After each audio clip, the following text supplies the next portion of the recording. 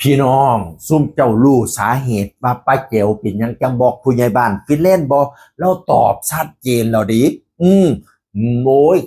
การตอบนี่ของขอบความของเรานี่ว่อนตามโลกโซเชียลแล้วบันเพจนั่นก็ไปลงเพจนี่ก็ไปลงพี่น้องผู้ใหญ่บ้านฟินแลนด์เราไล่สดตั้งแต่ตอนที่เราไปหับลูกเงาะบัดนี้เขาเจ้าเอาคลิปวิดีโอตอนเราไปหับลูกกัน มันโพดลงโลกโซเชียลแล้วก็เลยศูนย์ไล่สดฟาดง่วงฟาดง่าพอสมควรเราลายไปหลายอย่างตัว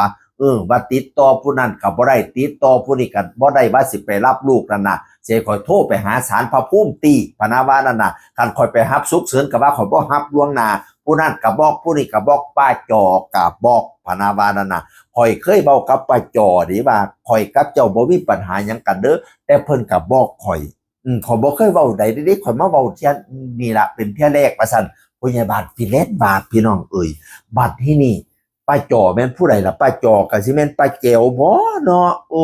บัดนี้ป้าแจ๋วมาโพสต์ตอนลุงเคนป้อนข้าวน้องลลิตาแล้วก็เขียนว่าอีลุงป้อนข้าวก่อนไปโรงเรียนพะนะว่าบัดที่นี่ในโพสต์นี่มีคนมาถามป้าแจ๋วถามมาจังซี่ล่ะบอกพ่อเขาเพื่ออะไรนี่คือคำถาม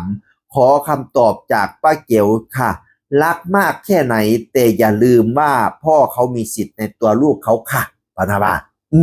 สิรักมากแค่ไหนแต่พ่อเขามีสิทธิ์เดินไปบอกพ่อเขาเห็นอย่างว่าฉันป้าเก๋วก็เลยตอบว่าจังสี่ถ้ามีใครมาประกาศขายที่พ่อแม่ของคุณจะยังญาติดีกับเขาไหมคะขอถามคืนค่ะปานาบาถ้ามีคนมาประกาศขายซื้อพ่อแม่ครับพ่อแม่เจ้าสิญาติดีครับเขาบอแสดงว่าป้าเจียวเครียดป้าเจียวเครียดที่ผู้ใหญ่บ้านฟินแลนด์ไปประกาศขายดินดอนต้นหญ้าอยู่ทั้งจังหวัดยโสธรพี่น้องอุ้ยอันนี้ก็มีปัญหาขึ้นโล่งขึ้นศาลกันอยู่เด้อบ่แล้วเท่าเด้อพี่น้องเด้อทั้งผู้ใหญ่บ้านฟินแลนด์ก็ว่าเราเป็นผู้ถือกรรมสิทธิ์เราซื้อจากแม่ของแพ้วเผาแสงทองพนาวาทั้งแพ้วเผาแสงทองกับมาไล่สดออกบาดหลังว่ามันเป็นเกมมันแค่เป็นเกมถ้าคนติดตามจะรู้ว่าสันวานานะตอนนั้นมีปัญหากับบรรดาญาติที่นี่เป็นที่ของย้ายเถ่าว่าสิโอนให้แม่เพี้ยวเผาแล้วแม่ก็สิมาโอนให้เพี้ยวเผาบัดนี้แม่ก็เลยบอกว่าบ่ต้องโอนให้คอยหรอกโอนให้อีเพี้ยวโลดจังได๋เขาก็สิโอนให้อีเพี้ยวพะนะว่าบัดที่นี่ช่วงนั้นมันมีปัญหากับบรรดาญาติย้ายเถ่ามาโอนให้เพี้ยวเผาแล้วญาติกับไปซับไปซอมาขอทีขึ้นมาเอาทีขึ้นยันนี้ปัญหาก็เลยมีคนบอกว่าให้โอนไปซื้อคนอื่นก็เลยโอนไปซื้อผู้ใหญ่บ้านฟินแลนด์โอนไปซื้อผัวพี่น้องเออเพี้ยวเผาหอดเบาว่าคันเจ้าเว้าว่าเจ้าซื้อนะ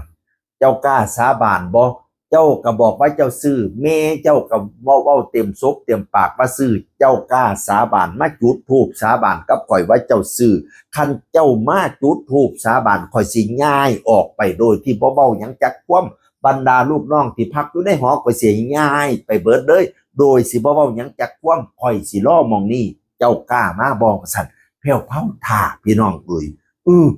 แต่บัดที่นี่เฮาก็บ่ฮู้ดอกเนาะว่าผู้ใดเว้าเข้าความจริงมันอยู่สั้นลงสั้นศาลแล้วตอนนี้พี่น้องจักผู้ใดเว้าความจริงเฮาก็บ่ฮู้ค่อยมักเม่นนี่นะเม่นนี่มาเม่นบอกว่าจริงๆเรื่องมันอยู่ที่คนสองคนคุยกันแล้วว่าอีหยังเป็นเรื่องจริงว่าอะไรคืออะไรคนสองคนน่ะเขารู้ดีเราที่เป็นคนนอกรู้แค่ปลายทางต้นทางเราไม่รู้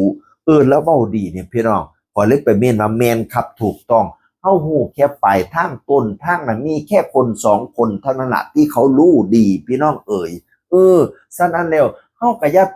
ไปเว้าคักเว้าแน่เพราะปันว่าเฮาอยู่ในเหตุการณ์นำเข้าหลายกองเสียแผ่วเผาก็เสียเต็มที่กอง